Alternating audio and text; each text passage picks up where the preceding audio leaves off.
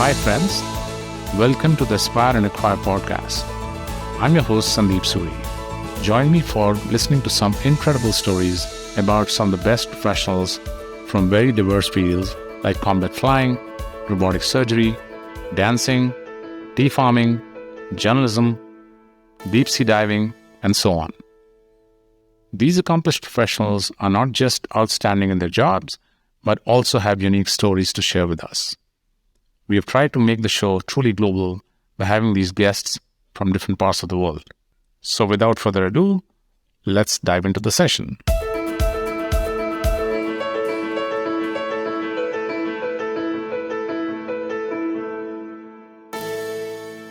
Talking about the dynamic realms of global media and the vibrant tapestry of India's ever-evolving PR landscape, in this episode of Aspire and Acquire, we would journey through the multifaceted corridors of the media industry, delving into its transformation, impact, and the driving forces shaping its future.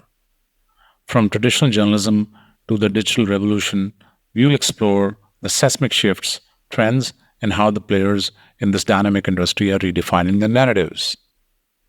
Specifically focusing on India, we will uncover the unique cultural nuances, the fusion of traditional and modern approaches. Join us in this episode of Aspire and Acquire as we navigate the intricacies of this captivating world of media. We would double-click in the world of PR and media with our guest, Aman Dhall. Aman is the founder of award-winning PR and communication tech venture ComsCredible. Aman is also an angel investor and has started a syndicate venture capital firm, ComsCredible Venture Fund. Aman is widely known for building the insurtech business brand PolicyBazaar.com. In 2019, Exchange for Media recognized Aman among India's most influential game changer in corporate communications and PR. He has also been identified as one of India's best young talents in marketing, advertising, PR, and media in various 40 under 40 lists. He has 18 plus years of experience in media, financial services, consumer internet, development sector, editorial, communications, and advocacy roles with influential brands such as the Times of India Group, UNICEF, and Magic Bus India Foundation, just to name a few. So without further ado, let's begin the show with Aman.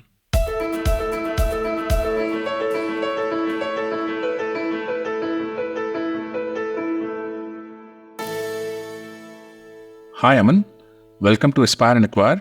Let's begin the show by getting an overview of your company, ComsCredible, and what's the real differentiating factor for your company in this extremely competitive media and PR industry? So, Sandeep, I started this venture where I realized there was a big problem of trust deficit in this whole relationship between media and the brands. I've worked in the media as well as on the brand side. And I realized that while the communication consulting firms are trying to do their best on both sides, they face a lot of trust deficit because of a lot of typecasting that has happened to them because this industry is quite new when it comes to their evolution. So, in India, it might be only 30, 35-year-old, but majority of the work and progress have been made in the last 10 to 15 years. However, there are baggages that remain on the media side, on the brand side, and also it is lot to do with the training aspect. So, when I started this company ComsCredible, and even like previously when I was working in the brand heading their communications and content, I realized that relationships were given a lot more importance over story, which actually matters for the brand to rise and shine. Mm-hmm. And that is where, I wanted to put a spotlight on that narrative and the story and why it is important to have multiple variations to it, yet there is a binding story to everything. And that is very, very important. And that's what we are trying to do here, put the spotlight on stories rather than on people. Obviously, people grow, brand grow in the process. However, the main central point focus for us is stories. How can we ensure that the narrative is driving brands to progress with purpose on any stakeholder side, be it media, be it other stakeholders in the ecosystem, be it investors, be it the partners. So that's very interesting, Aman. You're seeing things with a very different set of lens. And how do you do that? How do you really focus on the stories? See, I think it's more about creating awareness. When I have conversations with CXOs, founders, the brand custodians, majorly their pain point around PR consulting firms is they don't understand business, or that my narrative is not being covered in the way I want, especially when it comes to media. Uh, on the media side, when I speak, majorly the media people, the initial influencers, you know, that's how I would like to call them. Mhm. Uh, they have an issue with the fact that, be it the consulting firms or be it uh, the brands, a lot of them don't understand the way we operate, what makes a good story for us, uh, why it just can't be a positive story all the time, why they need to balance in their tone. So both sides struggle to understand the psyche of each other, the the aspects that are required for them to do their job nicely. So in a way, what we are trying to do is we are trying to marry uh, both in a way that uh, they understand uh, why media communication needs to be looked from a different lens, why it is important to share numbers, why it's important to share a lot of background, which has relevance for a story to construct and is important for lay people.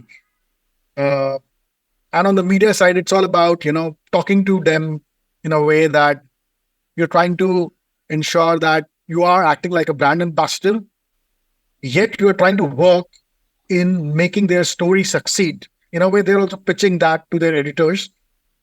In a way, they're also trying to look at their own universe, which is their target audience, what they like to read. So you need to ensure that you are able to kind of offer them the nuggets or the information required for them to do a story that has resonance with the target audience.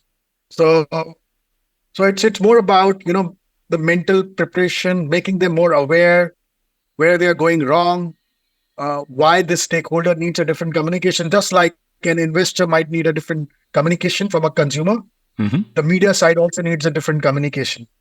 So, how do you really go about creating and executing communication strategies that resonate with both clients and their target audiences?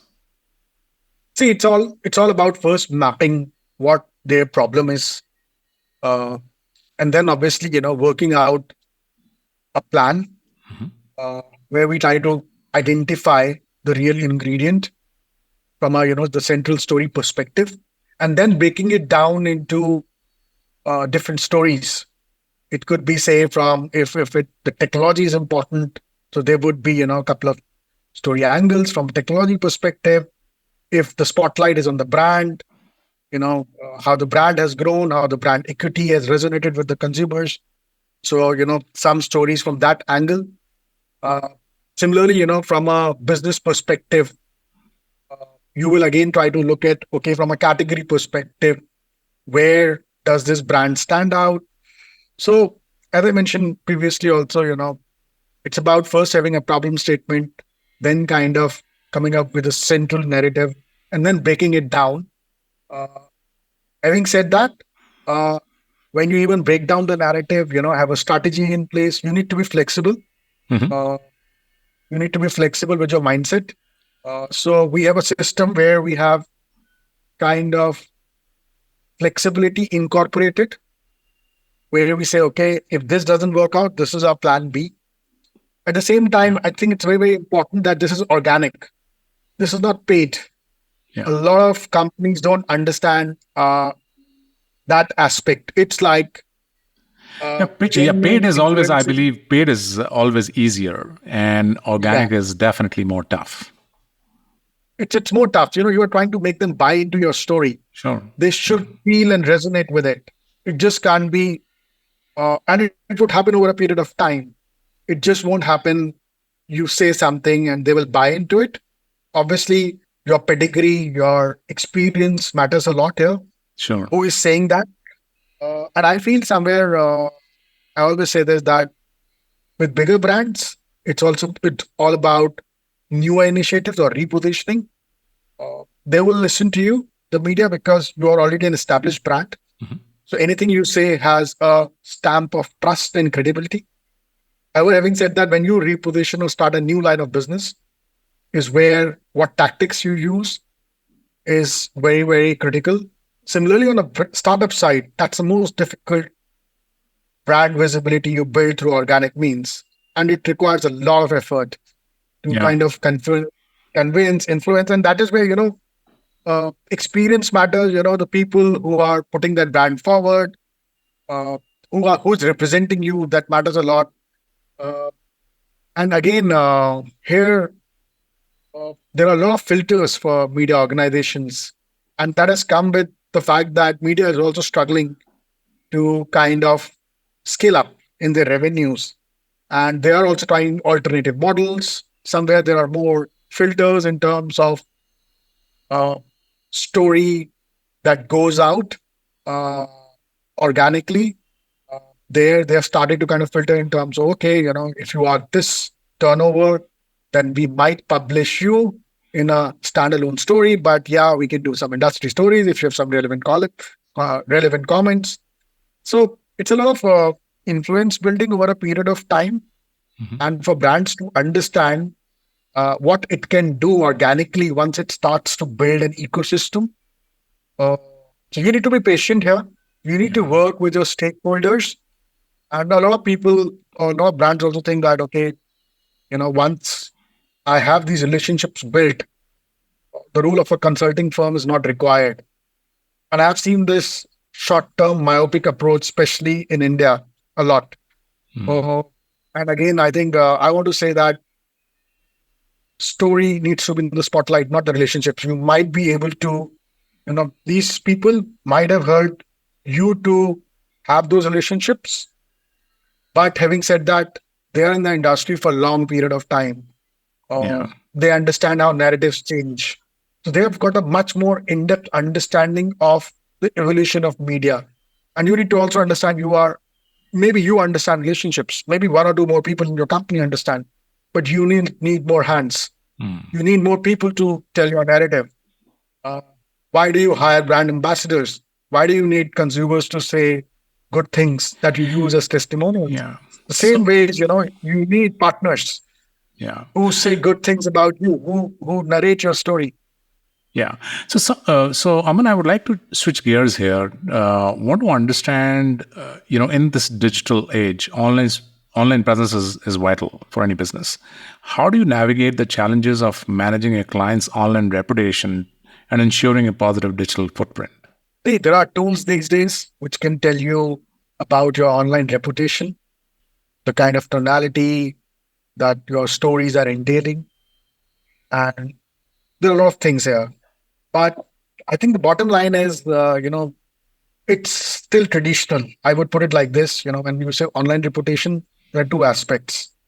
One is the traditional media, their digital side, which we can call online reputation. Then there is social media. On social media, again, there are two aspects. One is obviously, through the brand page, what you are doing. And number two is the influencers who are talking about you, or the lay people who are talking about you.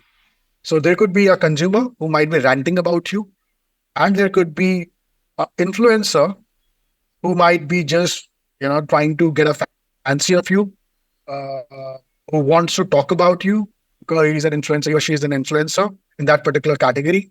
How do they perceive your brand? So it's a combination of I think both traditional media, digital side, and the new age media, the social media. digital site. Now, when it comes to looking at this combination, how I see it is, so for instance, a consumer ranting about something. Uh, I think that has been discounted a lot in India because of the population. Uh, the brands who are transparent enough to respond to them there and then and close the thread will gain more trust and credibility uh, than the ones who would leave the threads very open. At the same time, not every brand has that kind of uh, customer service, uh, capabilities and capacity to answer everything because everyone has different volumes. Some brands kind of go out of the curve. Uh, Having said that, again, I think very important to you're working with multiple stakeholders. That stakeholders understand what even like consumers are not 100% true with their facts. But as a brand, can you be transparent enough to tackle them in a very honest and non-automated way? There can be automated messages, yet you need to be non-automated. So, from an overall online reputation management perspective, it's a combination of a lot of factors. I think for me, what is important is uh, your existing consumers. How do you engage with them? Uh, are they talking, well? Are you engaging with them? Uh, and number two, I think the industry partners and the other stakeholders, they understand your work and they have good things to say. And from a measurement perspective, these are more, you need to kind of, some things numbers can tell, some things you will need to feel the market. So there are more both qualitative and quantitative aspects here. And you need to look at a combination. You need to also look at the, what stage your company is, where your weak function is. So even like if there are some scores, they might look good on paper, they might be bad from a overall perspective, and it might look bad, but it might not be that bad. So that kind of a judgment your vertical leader or CXO should be able to have a, a better feel of this. From our perspective, we manage mostly non-consumer side. We manage mostly, your the media side, and plus also the new age influencers, which are also, people like you, who are CEOs of firms and have started doing podcasts. That's a growing influencer domain, which I see growing on all the social media, where there is kind of a knowledge sharing happening. And I think that's a great audience because these are very matured audience uh, to work with. Yeah. Okay. Okay. The media landscape is constantly evolving, as you know. How do you stay ahead of the curve when it comes to utilizing emerging platforms and trends for your clients' benefit? The media might be evolving. I think I'm slightly traditional here. At the same time, we do try new formats without losing grip on what our core is. Uh, and again, I'll come back to I think the important part is the story. Uh, do you have a team which can develop narratives that resonate with different target audiences? I think that is very, very critical. Distribution can happen. You know, there are enough FAQs, there are enough uh, platforms to kind of distribute content, and that can be set up in a very automated way also. But I think what is very, very critical is content. Uh, and from an evolving media landscape perspective, uh, I think brands and even you're always looking at uh, what might grow and what will be relevant for the brand. So if it is a B2B brand, maybe a LinkedIn is important. People who are doing newsletters are important. Uh, People who are doing podcasts are important. People who are talking about the category are important. And B2C, you will need to always have a varied mix. Now look at Clubhouse, it came with a bang. Hmm. And I don't think many people are there. Right. And again, like threads have come with a bang. I don't know what the future is.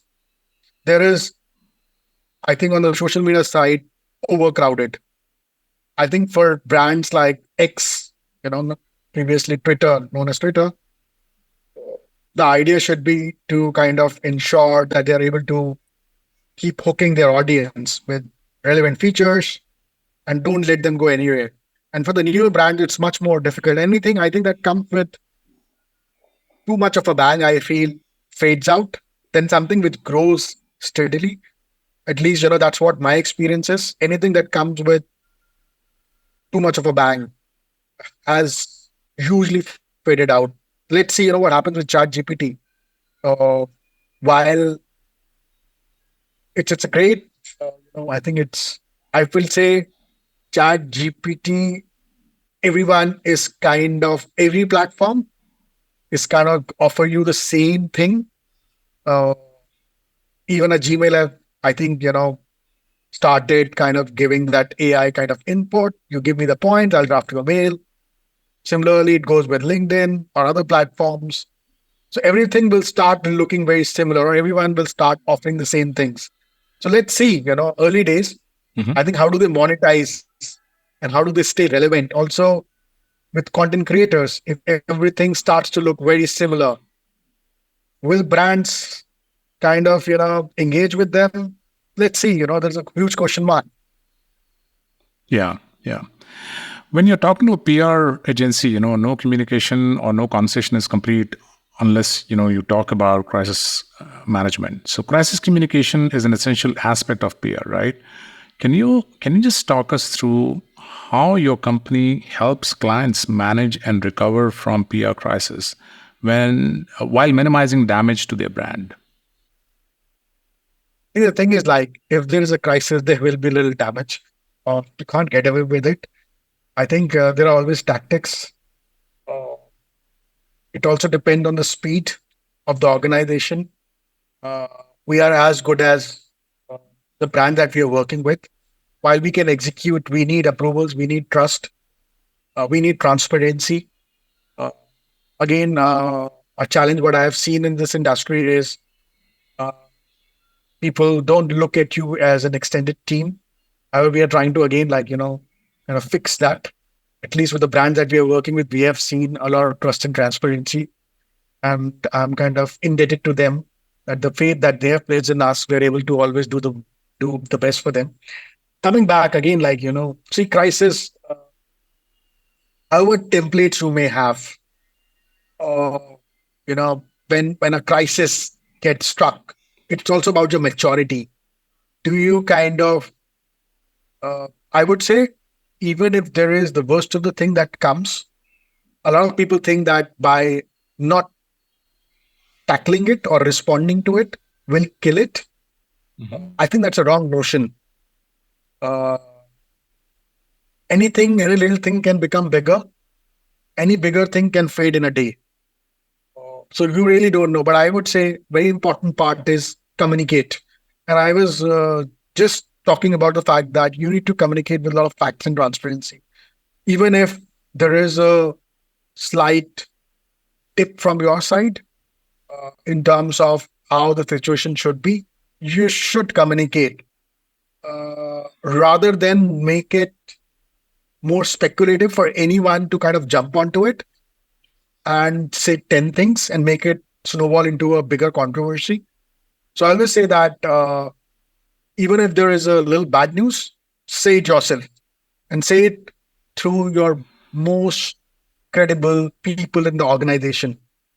And it would need a face. It would rather need a face than a brand at that time because you want your message to become wider. You can also use your employees a lot at that time. Mhm. Uh, your employees are your best ambassadors. So I think the role of communications become very, very important. We advise on a lot of things. Obviously, I can't talk all of them, but there are tactics. So, but I think how do you ensure that you are involving wider stakeholders to kind of communicate at that time? I think that is very, very critical. And you need to look at uh, also, you need to separate in the sense you should be able to pinpoint what is a troll and what is a genuine uh, problem to look at and handle. Yeah. Okay. So from startups to established players, PR needs are very, very diverse and very different from each other. How do you tailor your PR services to meet the unique requirements of different clients of yours? See, in the beginning, what we have seen is majorly they're trying to build that trust and credibility because they need partnerships. So a lot of PR is around, how they're trying to build the category. Uh, A lot of PR is around also kind of targeting your investors because they're trying to raise funds. If it is a funded venture, they're trying to show progress. They're trying to show how they are making progress on their product, technology, uh, how how their brand, what they're doing for their brand, and uh, and that is through the credibility of the people who are writing about them. Uh, Also, they're targeting consumers, but that is far lesser in the beginning, which will be, I would say, less than 50%. And it is more towards the partners and the investors. And generally, it starts to grow to more your consumer. Once you start going to step 2 or step 3, with the bigger brands, what I've seen is they need newer narratives and they need an agency which can help them build newer narratives. Or they have they're trying to hire a second or a third agency to build another vertical. So they're trying to have a startup approach because they feel the new business requires or a new initiative requires a fresh approach. Also, at times, it's a strategy from a brand perspective that they want separate agencies to do separate work. It just gives them range of ideas. So for every brand, it's a different ask, and we usually try to customize. Where we are kind of also different is we give assured deliverables. Uh, so we've got a model where we say, especially with the younger clients, because the mature brands understand, especially for startups, we have got a model where we say, these are assured deliverables, and we've tried to give it a advertising kind of a model where we say, okay, you spend 100, you get X, and if you're not able to deliver on X, say we are 90% on our deliverables, we'll take a cut, we'll take a penalty. But if we go 110, we will kind of take an incentive, a pro rata incentive. So the Yeah. idea is again uh, No, they getting a it's a short very partnership partners. approach. Yeah. It's a very partnership approach. Uh, it gives them that assurance because in they don't understand. Many of these people don't understand PR, but they understand if I give money, I should get this much return. They don't understand how difficult it is to organically influence. Even if they understand, maybe the marketer, because there are no pure PR professionals or communication professionals in the beginning, uh, they kind of are used to more this buying and getting a short deliverable. They don't understand PR. So we kind of created this model to kind of hook them.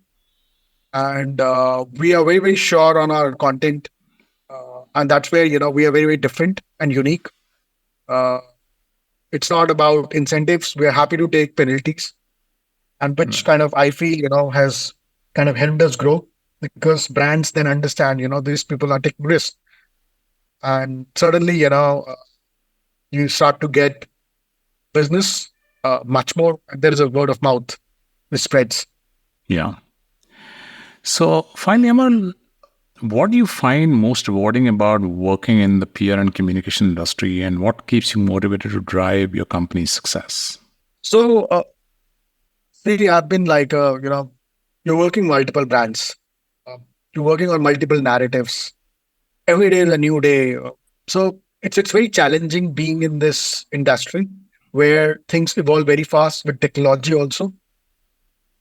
And again, I'll come to the bottom line. Your story matters, but which is very, very important. How do you kind of even evolve your story at different junctures of the brand when it is progressing towards a goal?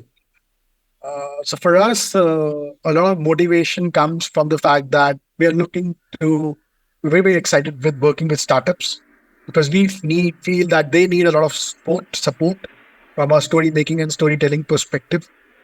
Uh, and that gives us a lot of kick when they grow, we grow with them. With the bigger brands, when they're repositioning or some big brand which trusts you, we are also a startup. It gives us a lot of excitement that they look at us, a small boutique firm, to work for them, which means we are doing something right. So it also gives you a lot of sense of responsibility and accountability to deliver for them. And see, personally, I'm very, very motivated from the fact that my career has progressed from being a journalist to being one on the corporate communication side. Uh, when I was with, when I moved on from the Economic Times, my motivation was, how can I be known beyond Economic Times? Uh, Now, when I've moved on from Policy Bazaar, my motivation is, how can I be known beyond Policy Bazaar, my stint? Uh, so my motivation is always about, how can I go beyond what I've achieved? And same goes to the brand, how can we kind of being seen as uh, more than, if you are doing work with today startups in the fintech space or even health tech space, how do we go beyond and be looked as a trusted partner on even different domain lines? Mhm. Because we feel that it's the narrative and the story, the basics, the fundamentals are important uh, more than the relationships. And traditionally, this industry looks at, okay, these guys are very good with healthcare communication. These people are very good with retail sector communication. Uh, we feel that uh, to be good with communication, distribution, everything will be sorted if you are sorted on your narratives. And within that, how do you drive multiple narratives? Yeah. Okay. Great. Well, listeners, we've explored some incredible PR and media strategies with Aman that can elevate your brand's presence. As we wrap up today's episode, we want to remind our listeners that PR and media success is within your reach. Keep believing in the power of your message. Remember, your story is unique and worth sharing. Before we go, we want to express our gratitude to you, Aman. Thanks for being with us.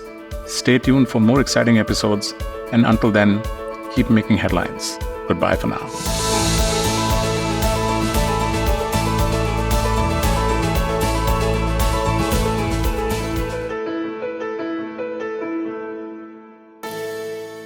This time in the bonus pick section, we are introducing you to one of the top apps in the media industry. It's called Feedly. We live in a world of information overload, which sometimes becomes overbearing. Feedly has been designed with exactly the same challenge in mind: a crisp and concise way to stay on top of the information on the chosen topics. It also has a nice way to share and inspire news on social media platforms. Download and check out their app and start enjoying what you really want to read. Happy Feedling!